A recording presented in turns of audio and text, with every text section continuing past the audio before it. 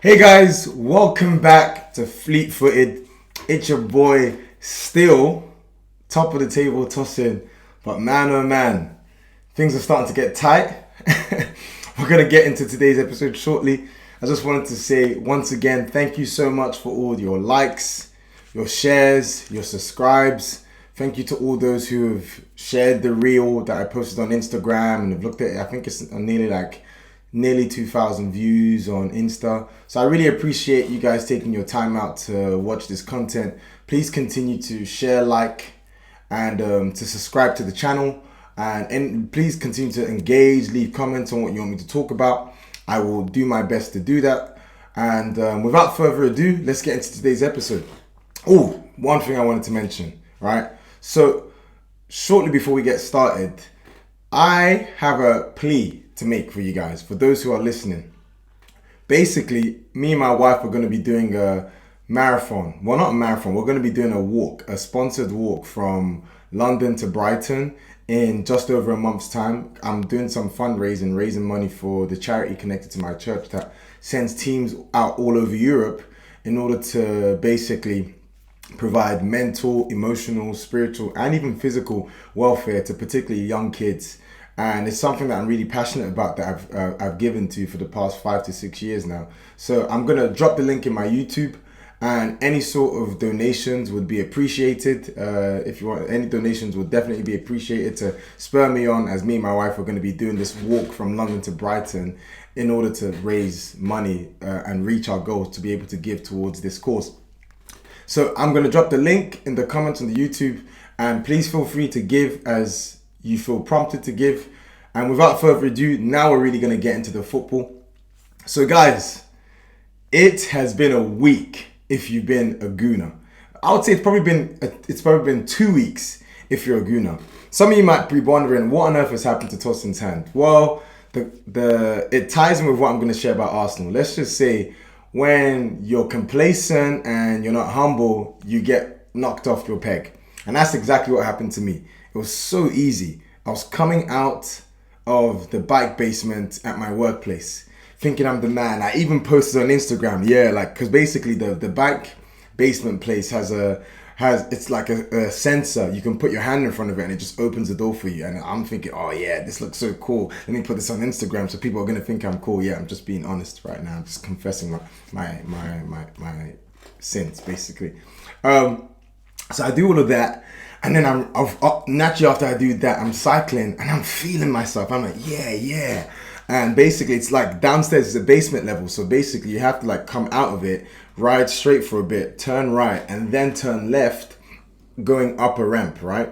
And what happened is, as I was about to turn left to go up the ramp, I'm like, you know what, man? Why not? Let me just speed through. Instead of braking and stopping and just like turning normally, I'm like, let me just speed through. And as I tried to speed through going up, I completely lost momentum and my bike literally spat me out.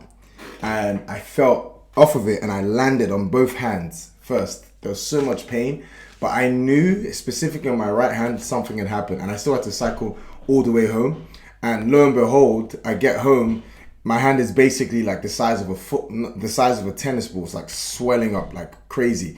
Not unbeknownst to me, I'd actually broken it. I broke a bone in my wrist, but I just didn't know it. Go into A&E, get one of these put on, and then they tell me now I'm out for 6 to 8 weeks. So if you guys are wondering what happened to Tosin's arms, there you go. So now we've gotten asking for donations and giving this explanation. Let's actually get into what you've come here for, the football. So Arsenal versus West Ham, or should I say West Ham versus Arsenal, because this was at West Ham's ground, right? Now, I don't want to take anything away from West Ham, right? They fought well. They caused Arsenal problems. Antonio played well. It looks like Bowen played well. Again, more confession for me. The truth is, guys, I actually wasn't able to watch this match. Why? Because like 2 p.m. kickoffs, especially on Sundays, are tricky for me because I'm still at church. So I wasn't able to watch it. All I could do was follow the match to the best of my ability whilst I was there. But it was disappointing to see the manner in which Arsenal gave up a 2-goal lead again for the second week in a row. I'm going to get to that. Now, Arsenal obviously were 2 goals up. We scored 2 goals in 10 minutes, the first 10 minutes, sorry. And then West Ham, we allowed West Ham back into the games in similar fashion to Liverpool. And lo and behold, we went from being in the position where we had 3 points in the bag to only leaving with 1 point. Now, the good thing is we didn't lose like at Anfield, but I just really want to dissect this performance. There's a few things I want to cover today. Number one, a lot of people are saying, Arsenal choking, the nerves, the title pressure, yeah, the ghosts of last season, yeah. Like I said in my previous episodes, this is a different Arsenal. And it's literally a different Arsenal. And it's not similar to last season. People are, Butling. I'm going to get to that in a bit. But honestly, guys, if I can be honest with you, if you go 2-0 up back to back, but then you lose, but then you end up drawing, that's not pressure, if you ask me. Especially if you look at Arsenal's games, the pattern and the way they played against Liverpool and West Ham is scarily identical. And we spoke about last week how good Liverpool were. We gave credit to Liverpool, and it was pretty much a game of two halves, or should I say, at Anfield, it was pretty much a game of Arsenal were good the first 38 minutes. Liverpool were the better team from that point onwards, from the point of their goal. But if you look at the manner in which Arsenal played, scored goals, and were playing, this is not crumbling under title pressure. This is complacency of the highest level. It's complacency. I'm sorry. Like that draw has nothing to do with title pressure. Liverpool has nothing to do with title pressure. It has everything to do with complacency. Now, I've said this before on DR Sports, on this channel. Arsenal were like this against Brentford. We did this against Man City at home. We did this against Everton away when we lost 1-0. Arsenal, at times this season, have it in them to be very, very, very complacent, almost to the point bordering arrogance. Now, I'm just going to dissect that for a bit before I actually get into like individual performances and whatnot. It's just complacency. Like that's the only thing I can put it down to. Like, you got to look at the way Arsenal were playing. Like Liverpool, they were pretty much bossing the match. West Ham, they were bossing the match. And Odegaard even said it himself. It's like, we gave them hope when the game was dead. Same thing as last week. Arteta even said it himself. We were too nice. You know, like we were just complacent. We were too soft. We, like, not soft in terms of just buckling, but like we just almost became audacious. Like, and I'm sorry, guys, I'm not gonna have this whole Declan Rice handball. That's such a reach. Thomas Partey he's been amazing this season. Why does he have the confidence to be doing these sorts of little flicks? This is a team that's fighting for relegation. Now, I'm sorry, West Ham fans. Yes, West Ham played well, but this is a team that were literally balled out by Ghent. Is it Ghent or Genk? I don't know. This team from Belgium. They were lucky to get a draw against this team in Europa Conference League a few days ago. This is a team that took 5 against Newcastle. Yes, a good Newcastle team, but the sloppy defensive errors in that game when they got lost 5-1. When Arsenal go 2-0 up, this game should be ending 4-0, 4-1, 3-1 or something. It should not be ending 2-2. And the only reason it ended 2-2 is, I'm sorry, it's not title pressure. This is Arsenal literally just being complacent. Last year in the top 4, that's pressure when we're crumbling, getting a man sent off, losing 4-0, not being able to play, not playing against Newcastle, you know, losing 2-0, like completely being outplayed by them. That's not what I'm seeing. The back-to-back games, Arsenal have literally had the game.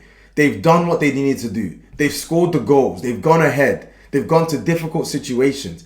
All they have to do is be professional and be ruthless. And I really feel like this is where Arsenal lost. This is what cost Arsenal. Just outright complacency and cockiness. This arrogance that we don't have to be at our best. This arrogance that we don't have to be one. That just because we're seeing a lot of the ball, just because we're 1 to 2 goals up, we can be lax a bit. And I really don't like that, to be honest. I don't like it at all. We've seen Arsenal are very capable of playing like this. I've seen shades of it this season. Even against Bournemouth when we went 2-0 down, it's like, come on, guys, you have to switch on. Now, I guess this is what happens. It's a young team. It's the youngest team in the league. They've been overperforming all season. They've been near perfect all season. But I think this is the youthful nature in them. They almost sort of get carried away and sort of start believing their own hype. You can't do that, guys. And granted, none of the players have ever been in this situation before, where it's like crunch, tight, like every game is like a final, title winning, like gunning for the title. But that being said, it's so disappointing the way they went about doing things, especially after Liverpool. You would have thought after Liverpool. I'm sorry. I'm gonna absolve Arteta from blame here, because you would have thought after Liverpool these guys would have learned, kill the game. I remember when we beat Fulham 3-0 away from home. I loved what I saw. Ruthless.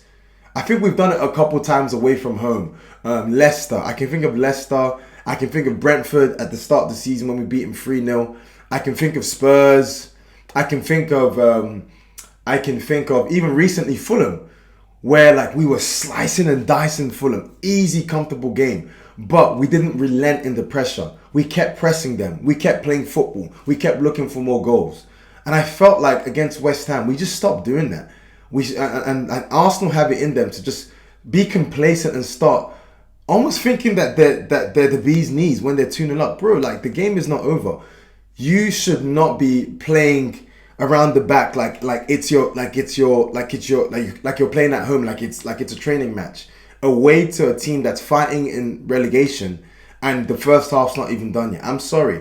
Like Arsenal, like we're gunning for the title, but we don't have the clout or respect to, or the fear factor from other teams to be doing that. So I think this is what cost us. I'm sorry. This is not title pressure. This is just downright complacency.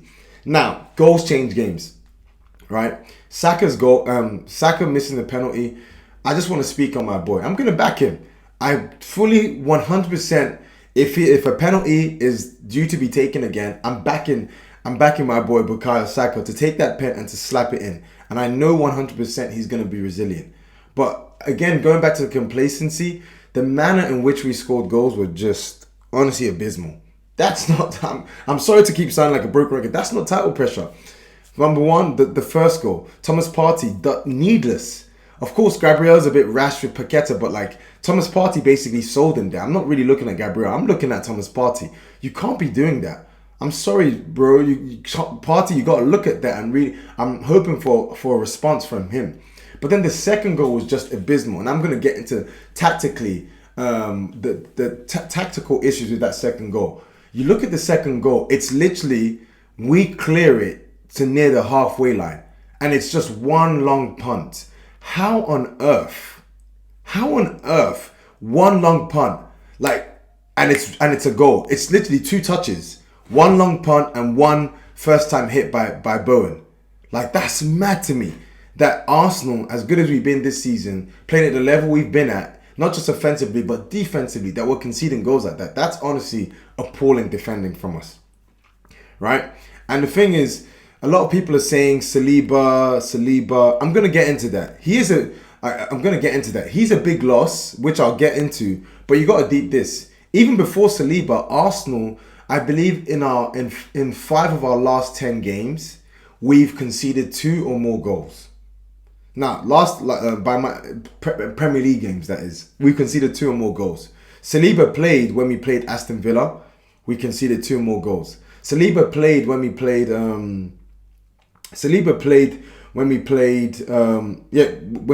Aston Villa 4-2 away. He played against Man United. Saliba's played in a few games where we've been conceding goals. Defensively, Arsenal haven't been the same. And I think it makes sense. It's natural.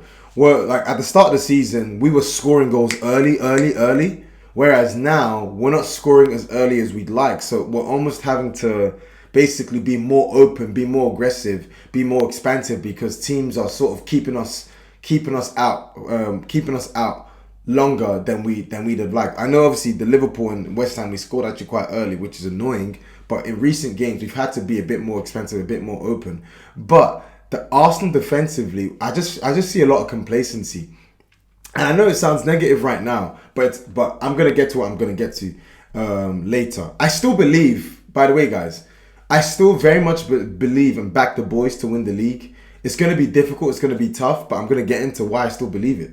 Now, in terms of tactically against Arsenal, I want to speak on something real quick. So, Zinchenko wasn't playing, right? And Kieran Tierney wasn't playing, right? I mean, Kieran Tierney was playing, right? And from what I heard, Tierney played well. Apparently, he made a really, really crucial tackle on Jared Bowen that basically stopped a goal action or a goal itself, right? Cool. So, KT, I expect that from him. Baller. Defensively, that is. But it's interesting.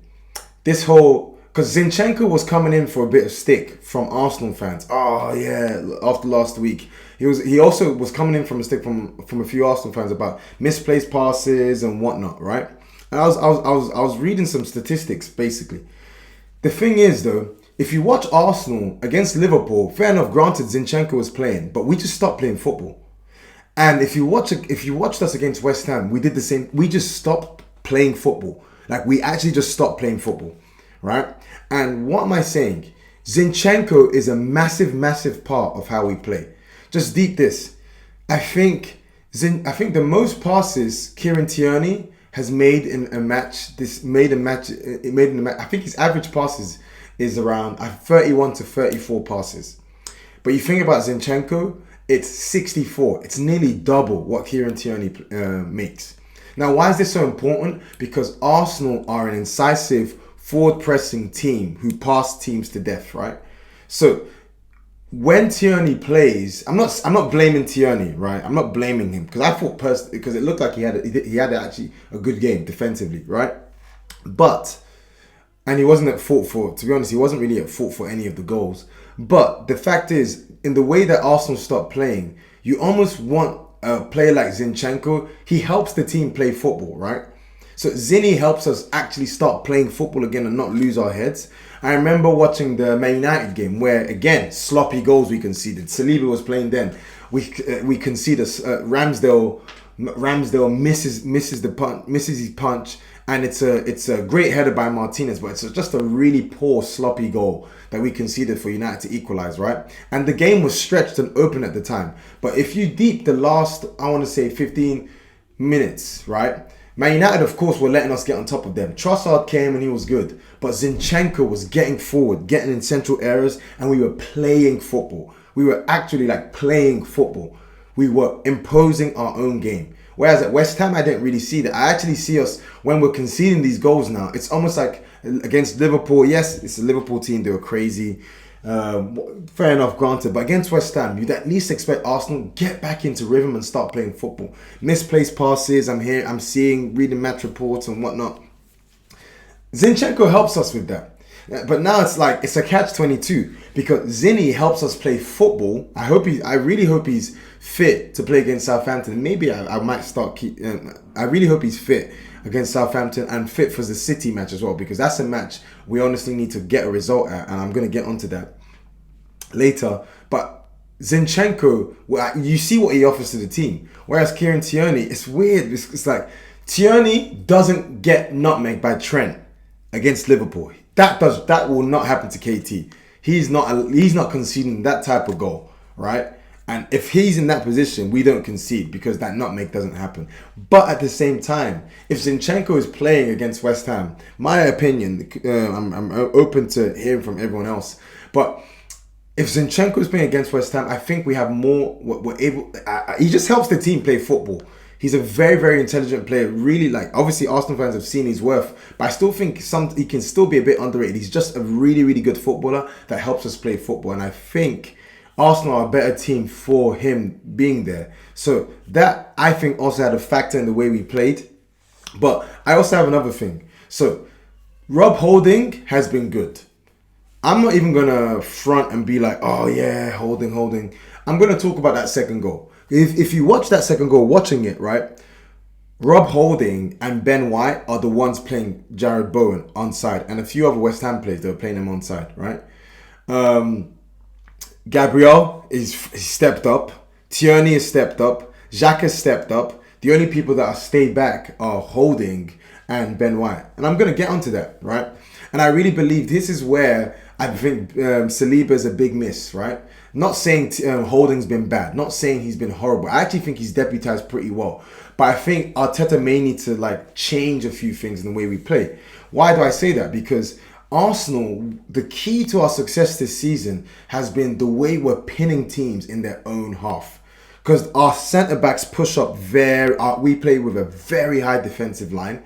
So that allows our midfielders and our forwards to pretty much make it almost impossible for teams to play out through their defenders. And when they do try and hit it long, we have players and over the top when we're playing a high line, we have players like Gabriel and Saliba who are both monsters physically, but they got great speed, especially Saliba. Saliba is fast. He's got great recovery pace. Now, hear me out with these stats, right? So, Arsenal's average distance from their goal in terms of how high we press this season is 44.5 meters. So we're 44.5 meters away from our goal, right?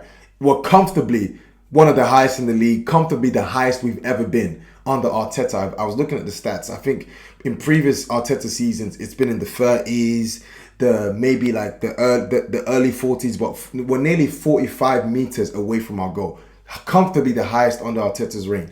But against West Ham, we were 41.2 meters away from our goal. Why do I say that? Because Holding is a guy who primarily defends well in the box.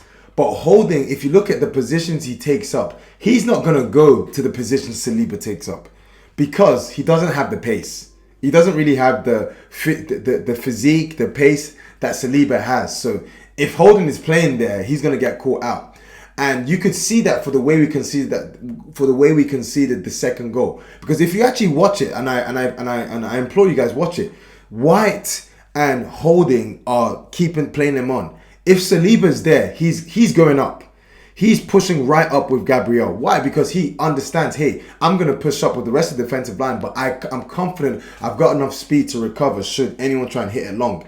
Whereas that's what West Ham did. They hit a ball over the top. But what's happening? Our centre-back, Holding, who's used to defending in the box, who naturally doesn't like playing a high line, what's he doing? He's there in the box. And of course, we concede. Now, Holding doesn't have this, right? And it's him and Benny Blanco that are playing Jared Bowen on. So I'm mentioning this because I think these are tactical issues that Arteta is going to need to find a solution to.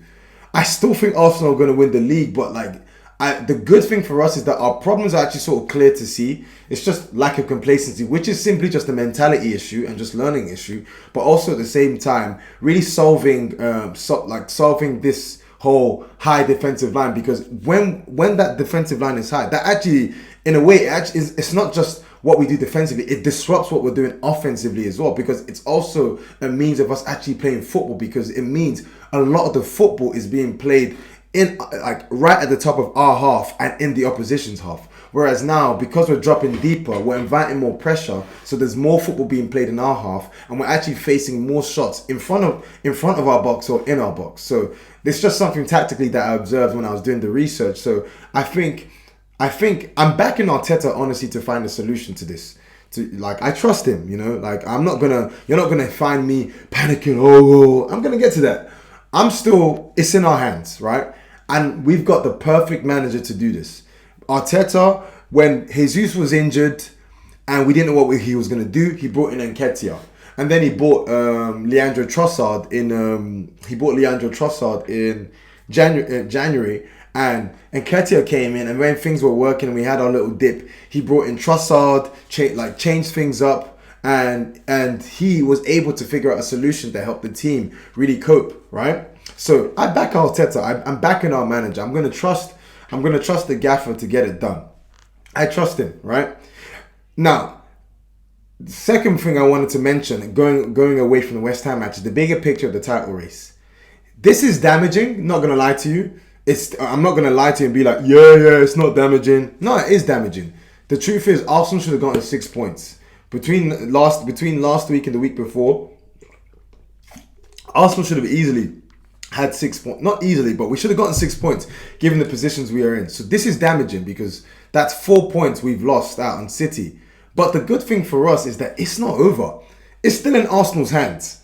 Like, and this is something I really, really want to like honestly address Arsenal fans. Because I've seen stuff, videos, fans complaining, saying, oh, bottling it. No, blah, blah, blah, blah, blah. I'm even seeing some people start to make excuses already. Well, if we finish second, it's a great season anyway. Blah, blah, blah, blah, blah. What do you expect? I mean, people already now starting to like big Man City are a good team, but already saying stuff like, oh yeah, like, I mean, like, what do you expect? This is the youngest team in the league, and oh, it's Man City. Like Man City have two world-class teams. Their first team is world-class. Their second team is world-class. Blah blah blah. I'm seeing already fans are starting to throw in the towel. I'm like, guys, have you not learned from the blip we had early in the season?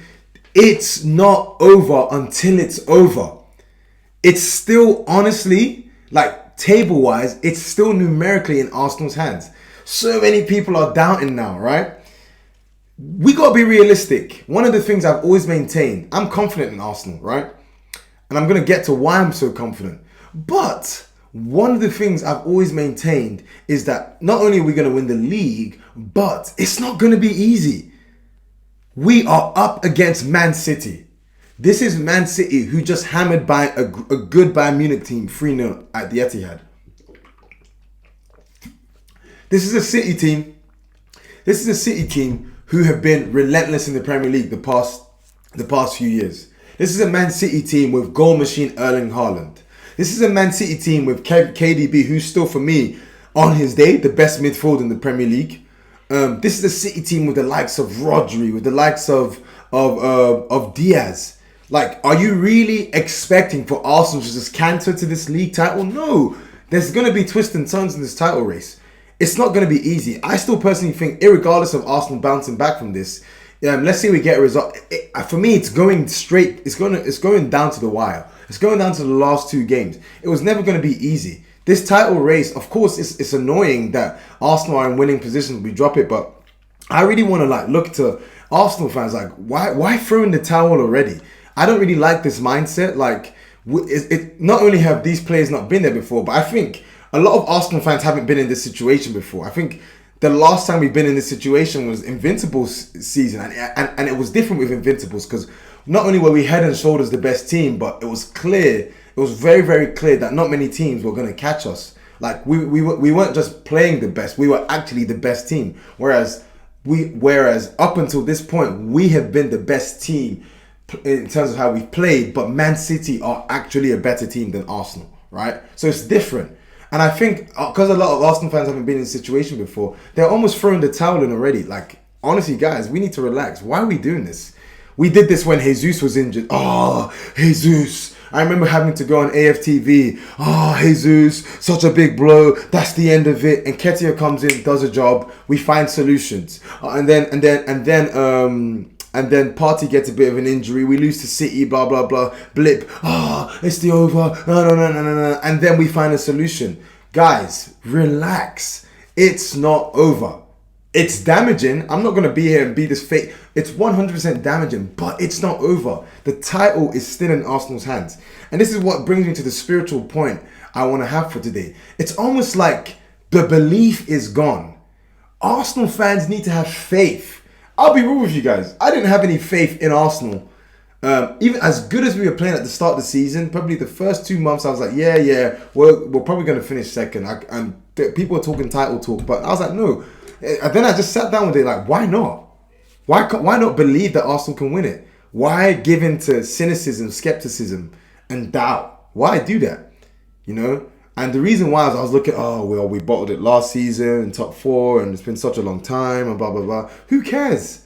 I spoke last week about how God isn't a respecter of the past.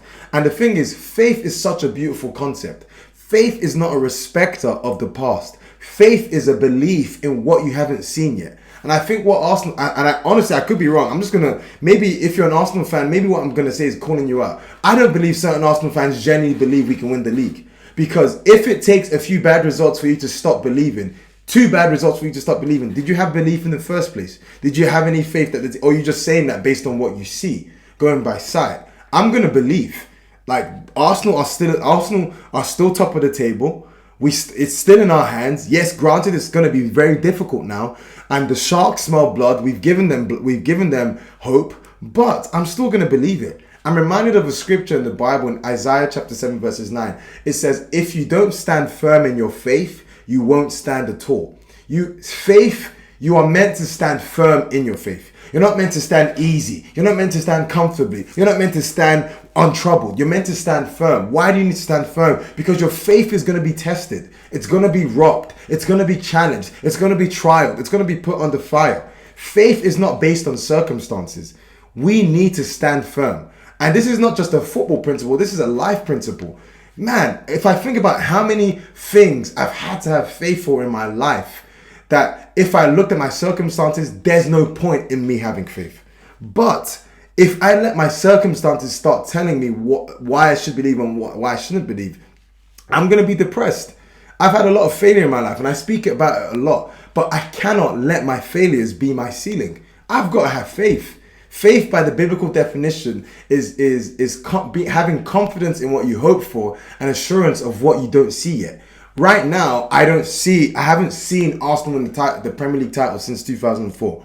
But I'm hopeful that they'll do it. So I'm going to have confidence in that hope. That's faith. Faith is not based in Arsenal going on a long run. Faith is not based in Man City going on a losing run. No, I'm going to have faith that this team, I believe that this team is different. I believe that this team is going to win it. And if there's one thing I want to say for fans is, guys, show your bottle, show your nerve. You've got to believe now. Why are you giving up so quickly? Why are you like it's Man City? Yes, it's going to be difficult. Yes, we're going to the Etihad. Yes, we still got to go to St. James Park. But your faith is just being tested. Faith that can't be tested cannot be trusted. If you say you believe in something but aren't willing to hold on to that belief in that adversity, you, my friend, don't believe that thing is going to happen. But if you believe in something and then you have to go through adversity, but you still hold on to it. That, my friend, is faith. I've seen a lot of stuff about, self-doubt. I was Arsenal. I don't think there's self-doubt, to be honest. Self-doubt is only a thing if you allow it to creep in. If you choose to be like, okay, this has happened, but I'm still going to believe it. You can be confident irregardless of the circumstances. And I think that's the sort of mindset I want to have just as a life principle, but specifically in this situation with Arsenal. And 100%, we'll be feeling the pressure, but I trust Mikel Arteta. I know 100% he still believes he can win the league. I know 100% Martin Odegaard still believes he can win the league. I know 100% Bukayo Saka still believes it. Granit Xhaka still believes it. Saliba still believes it. Gabriel still believes it. Gabi Jesus still believes it. Zinchenko still believes it. I believe that. I think we as fans need to really start believing that. It's all good and well, believing it when we're 8 points clear and you're smiling when we're beating Fulham 3-0 away. But show your bottle now. Guys, fans, honestly, show your mettle, show your bottle. This is now more than ever where we need to believe. And honestly, I find it really annoying that so many people are essentially mentally throwing in the towel. It's like, bruv, there's still so much to play for. Think about, again, I'm going to go back to Man City in the 2011-2012 season. When City, weirdly, they came to Arsenal, they came to the Emirates, and oddly enough, you can't write, Arteta scored that long-range goal. Balotelli got sent off, and you're thinking Arsenal have effectively ended Man City's title chances, right? Do you think about it? If Man City at that moment just threw in the towel and said, oh yeah, it can't be done, would they have gone on to the epic Aguero moment in the last minute against QPR? Absolutely not. I'm confident that team did not stop believing they can win the league, even though the odds were against them. Why can't that be the case with Arsenal? Think about Barcelona when they lost 6-1 to PSG. I remember Luis Enrique. I remember reading Luis Enrique said in his post-match conference, he says, hey, we have to believe. If it's possible for PSG to beat Barcelona 4-0, it's possible for Barcelona to score 4 goals against PSG at the Nou Camp. And what happened? They scored 6 and beat them 6-1. I think about Liverpool against Barcelona when they overturned it 4-0. You mean to tell me they didn't believe that they could do it? I think this is where we have got to have faith. And of course, not just with Arsenal football, but just in life. What type of person are you? Are you someone that only has faith when things are going well? You, my friend, don't have faith. You're just living by circumstances. That means that when something bad happens, you're going to have no faith. You're going to be discouraged. You're going to be despondent. You're going to be depressed. You're going to lose all hope. That's not the way to live. We have got to have faith irregardless of the circumstances. I'm going to be honest. I'm here living on a prayer. I'm only going by faith. But you know what? I believe Arsenal are going to do it. I believe we're going to beat Southampton. Why not? We should. I believe that, and I honestly believe we can get a result at the Etihad. Nothing has changed for Arsenal. Even if we beat Liverpool, even if we beat Liverpool, and even if we beat West Ham away, we still need to go to the Etihad and get a result. So we got to go there to get a result. We still need to go to St. James Park and get a result. So I'm going to back the boys. I don't know about you Gooners, but I'm still backing the boys. I'm still backing us to win this title. It just means, unfortunately, unfortunately, we're going to do it the hard way. But in a way, I'm actually quite fortunate because now when we do it, when we do this, people are going to give us our stripes at the end of the season. It's not going to be like, oh yeah, well, City, yeah, like, oh, they got lucky. No. It's going to be, wow, they did it. They deserve to be the champions. I'd rather win that way, to be honest. So, that being said, guys, we just got to have faith. We got to stand firm in our faith, guys. Don't give up.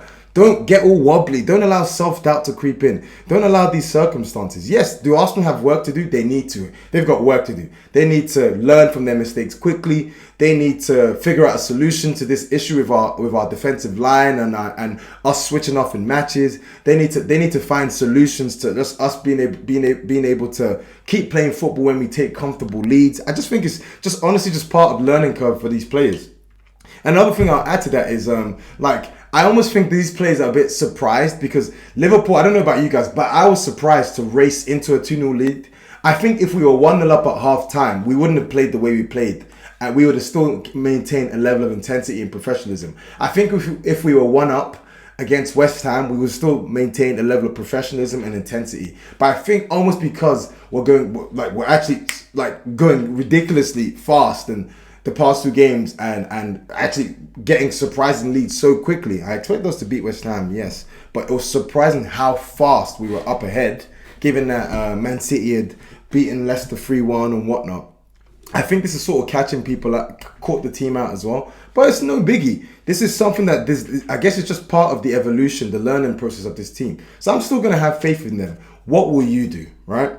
So anyways, guys, thank you so much for listening. That's today's episode for you guys. We got to stand firm. We got to have faith. We can't find hope in circumstances. We got to just have faith in regards to the circumstance, right? So guys, thank you so much for listening. Hopefully we're going to see better days. Hopefully we win on Friday, and then it's a big one. It's a big one next Wednesday. Hopefully, I'm going to be able to watch that. Not even hopefully, I'm definitely going to be able to watch that. I got nothing on. So yeah, so looking forward to seeing how the team responds. I'm refusing to be negative. I'm refusing to be down, and I hope you do the same, not just with football, but just with your life as well. So thank you so much for listening. Please like, please share, please subscribe, and also as much as your heart prompts you to, please donate to the link that I'm going to post in the YouTube. Any donations will be much appreciated. I'm trying to get a specific goal, and if I hit that goal, my workplace will actually match anything up to £1,000 of what I've raised. So I'm looking to raise way more than that. So please feel free to donate. Thank you so much for listening. Stay tuned for the episode next week. Take care, guys. Much love.